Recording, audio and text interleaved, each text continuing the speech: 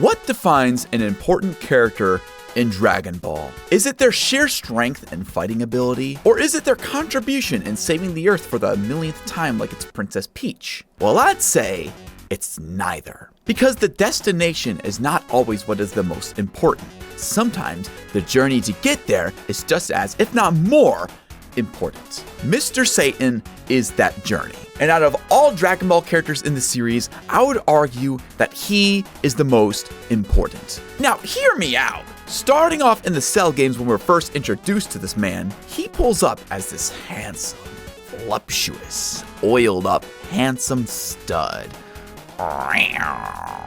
And he may not do a whole lot at first, I admit, but what he does manage to do is tank a hit from Cell, who at this point in the series is a galaxy-level threat.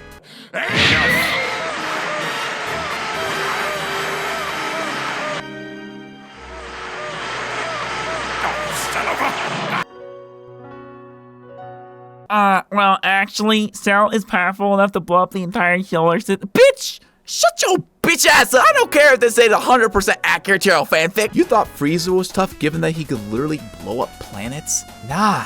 Everyone in the series at this point can one-shot that Spencer's product. Mr. Satan could probably do the same as well. And despite Mr. Satan getting sent to Mario Galaxy, he eventually manages to make it back. Meanwhile, Cell and Gohan are busy, breaking it down on the dance floor? But Gohan is low-key getting cooked. So Hercule decides to put his life on the line and hand-deliver Android 16's head to Gohan. Gohan, do the Thug Shake. And with the Thug Shaker, Gohan can now match and eventually surpass Cell's sick moves. And yeah, in the end, Hercule does end up taking credit for Gohan's victory against Cell, but let's be real.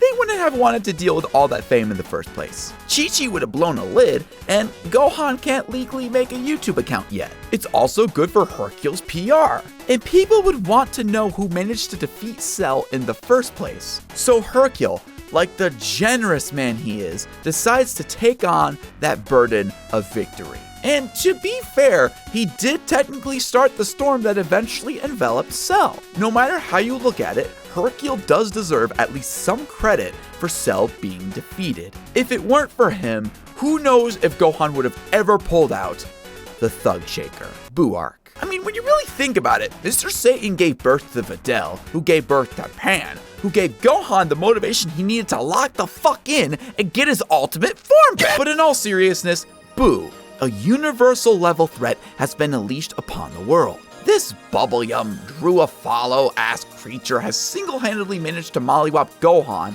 cause Vegeta to rage quit, and match up to Super Saiyan 3 Goku fairly well. However, there is still some good in him.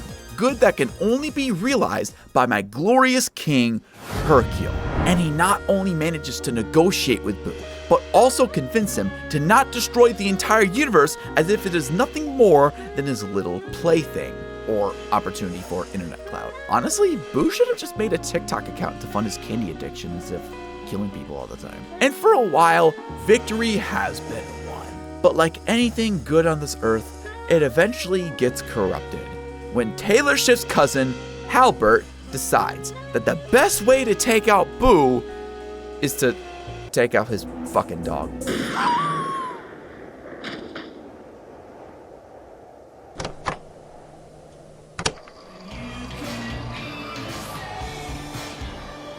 Like, have we learned literally nothing from John Wick? It's always the blondes, dude. Always the fuck. But luckily, they managed to save the dog. And despite this guy throwing a literal missile at Boo and realizing that it was futile, he still decides to try and murk Hercule. He's once again unsuccessful, but unfortunately, his dumbassery has single-handedly doomed everyone. Boo expels the evil from his body, and everyone is low-key cooked. All because of you, Halbert.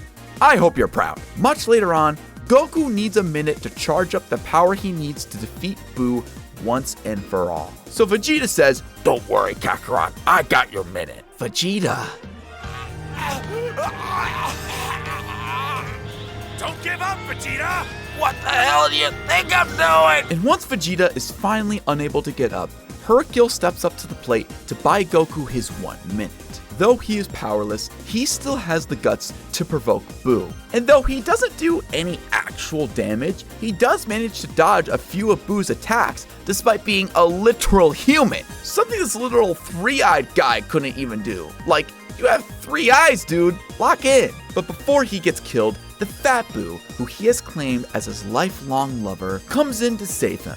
So because of Hercule's contribution, him and Fat Boo are now trying to buy Goku his 1 minute. God, this has got to be like the longest minute ever. But it turns out the minute is completely worthless. So instead, they decide to try the Spirit Bomb campaign. So Vegeta once again goes to buy Goku his 1 minute, and so does Fat Boo and Hercule. However, Vegeta is not very educated in the art of public speaking. And Goku has terminal brain damage in this arc because there's no way my glorious king is this dumb, so unfortunately, they cannot charge up the Spirit Bomb any further. But once again, my glorious king Hercule coming in clutch with a 48-yard shot that is so hype, it manages to convince his fans to donate to Goku's terminal brain cancer campaign. So with Hercule's contribution and setting his fans straight, the Spirit Bomb finally gathers all the energy it needs to defeat Boo. Unfortunately, Vegeta starts getting lazy and isn't willing to get his ass off the ground out of the way of the Spirit Bomb. It's not like you got your ass beat over 18 times or anything. Get the fuck out the way, bitch. And as if Hercule hasn't done enough already,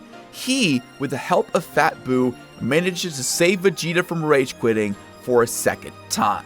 And with their combined teamwork and the power of friendship, they finally manage to defeat the evil Boo once and for all. Now that Fat Boo is separated from his emo side and becomes Boob, the woman's ideal household situation, Hercule is more than willing to keep up the modern tradition. Hercule will now do the cooking, the cleaning, and as an extra bonus, Hercule will now be the breadwinner. And all Boo has to do is not blow up the Earth. Basically a 50-50 agreement. He also gives Goku a great ransom of money so that Chi-Chi can finally get off his unemployed ass about getting a job and a car.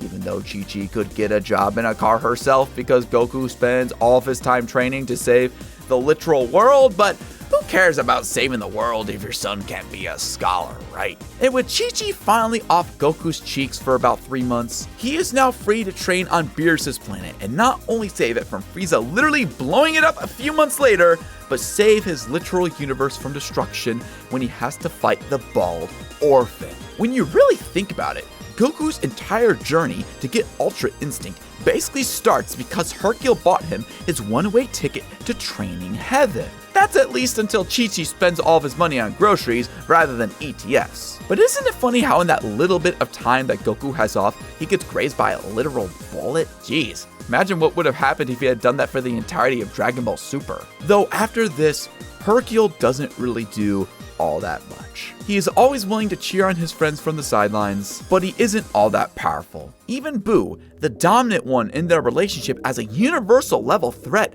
has become nothing more than a dude who can get one shot like Frieza in comparison to Frieza.